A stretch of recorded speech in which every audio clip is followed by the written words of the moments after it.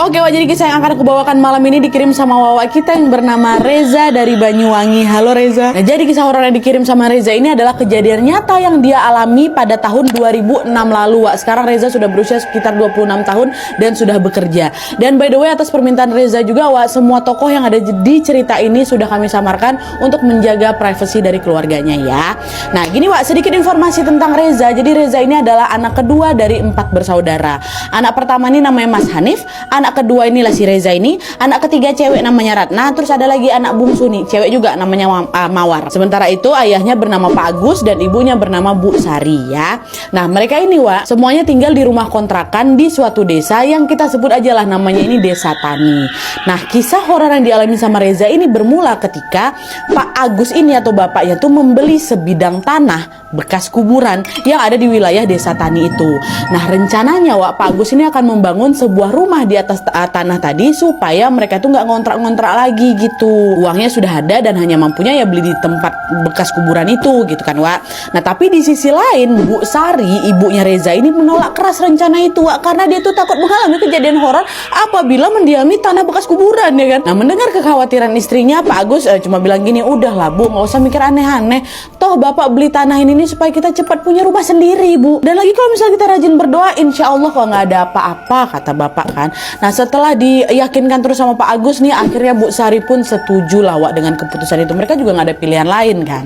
Nah, karena istrinya sudah setuju, Pak Agus pun segera, Wak, langsung membangun rumah sederhana dengan material seadanya waktu itu. Nah, dia masih pakai macam batang kayu dan juga beberapa anyaman bambu gitu, Wak, untuk bisa dijadikan dinding. Terus selesai membuat dinding itu, Pak Agus lanjutlah itu memasang genteng untuk bisa melindungi mereka dari air hujan dan juga terik matahari. Dan hanya dalam kurun waktu 1 minggu aja, Nat, waktu itu rumah itu pun akhirnya selesailah dibangun, rumah sederhana ini kan, Wak.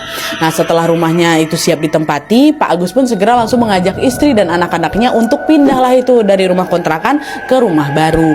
Dan supaya Bu Sari ini mau diajak pindah juga, Wak, ya walaupun udah setuju, tapi kan Bu Sari itu sebenarnya masih agak berat gitu pindah di sana kan. Cuman Pak Agus ini pandai pula, dia dibelikannya lah itu perabotan rumah yang semuanya tuh masih baru, Wak. Mulai dari ranjangnya baru, nah dia kasur, bantal, meja, pokoknya semuanya baru lah. Jadi Bu Sari ini macam disogok gitu semua lakinya, Wak. Dan ternyata betul pula berkat sogokan itu Bu Sari yang tadinya agak ragu-ragu gitu kan, akhirnya mantap tuh untuk pindah ke sana. Nah, meski rumah itu memang dibangun di atas tanah bekas kuburan, Wak, awal-awal kami tinggal di sana, awal-awal aku tinggal di sana tuh semua baik-baik aja, nggak pernah ada mengalami kejadian yang aneh gitu. Semua berjalan lancar dan normal, harmonis lagi kami, tanpa ada kejanggalan sedikit pun. Tapi selang beberapa minggu kemudian, Wak, mulailah itu muncul sederet gangguan mistis yang menimpa mereka, khususnya yang menimpa Wawa kita ini si Reza. Jadi ceritanya kan, pada suatu malam, Wak, Reza ini sedang menonton TV bersama bapaknya Pak Agus dengan posisi bersampingan dan menghadap ke arah jendela yang memang dibiarkan terbuka gitu. Nah, pas lagi asik nonton, Wak, mereka dikejutkan dengan batu yang dilempar dari luar nih, terus kenalah ke dinding rumah mereka itu kan, bunyi dar gitu.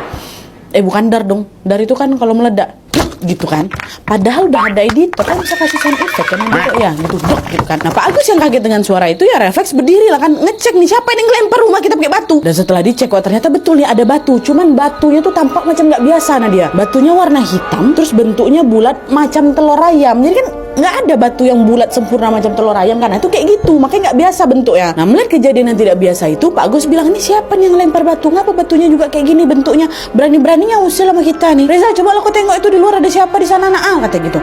Enggak apa, takut aku, kata si Reza kan. Udahlah, aku masa gitu aja takut. Ayo yuk kita cek bareng-bareng. Bapaknya takut juga nih mungkin kan. Ayo cek, temenin bapak, kata. Dah tuh mereka berdua pun segeralah keluar dan mengecek nih siapa tuh yang ada di sana gitu kan, buat ngecek sekitar. Nah, pas mereka ngeliat ke sekeliling, Wak, tiba-tiba mereka nengok tuh ada sesosok makhluk. Nah, dia tubuhnya hitam legam, bola matanya putih, terus melotot ke arah kami, tapi dari jauh memang. Itu nggak aku aja ngeliat, bapak aku juga nengok. Itu apa tuh? Pas kami berdua udah nengok, belum sempat ngereaksi apa-apa nih, makhluk itu pun tiba-tiba melarikan diri, Wak, menuju ke arah semak-semak, bukan menghilang ya, melarikan diri. Nah, anehnya ketika makhluk besar itu kabur, Wak, Reza sama bapak tuh sama sekali tidak mendengar ada suara macam tapak orang kabur. Kalau memang itu orang kan harusnya terdengar suara semak kesak-kesaknya, semak-semak kan. Ini enggak, berlari, bukan dia terbang, berlari, tapi nggak ada suaranya, jadi berlari kencang gitu ngejauhin kami tanpa mengeluarkan suara sedikit pun. Aduh, merinding. Nah, disitulah, Wak, Pak Agus sama Reza ini yakin, oh itu tuh bukan orang tuh, pasti tuh hantu tuh. Nah, iya Pak, itu hantu tuh Pak. Dan di saat yang hampir bersamaan Wak, hawa di sekitar mereka pun tiba-tiba berubah mencekam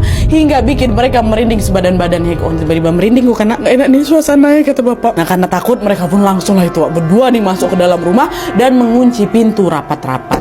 Nah pas udah di dalam nih Pak Agus bilang, "Nak, jangan kau ceritakan kejadian ini sama siapa-siapa ya, apalagi sama mamamu. Bapak khawatir mamamu nanti jadi parno pula terus minta pindah pula rumah nih, nggak bisa, nggak ada lagi duit bapak nih. Udah cukup kamu sama bapak aja yang tahu peristiwa ini ya," kata bapak. "Iya Pak, siap," kata Reza kan. Dah nih. Nah setelah saling berjanji untuk tidak membocorkan kejadian tadi Wak, Pak Agus dan juga Reza pun langsung lah itu balik ke kamar masing-masing untuk beristirahat. Dan untungnya Wak, malam itu mereka pun tidak mengalami gangguan mistis lagi, sehingga mereka bisa tidur dengan nyenyak hingga pagi tiba ya.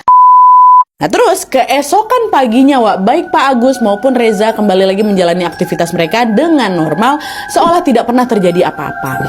Pak Agus pergilah itu ke ladang ya kan bekerja, sementara Reza pun berangkat ke sekolah seperti biasanya.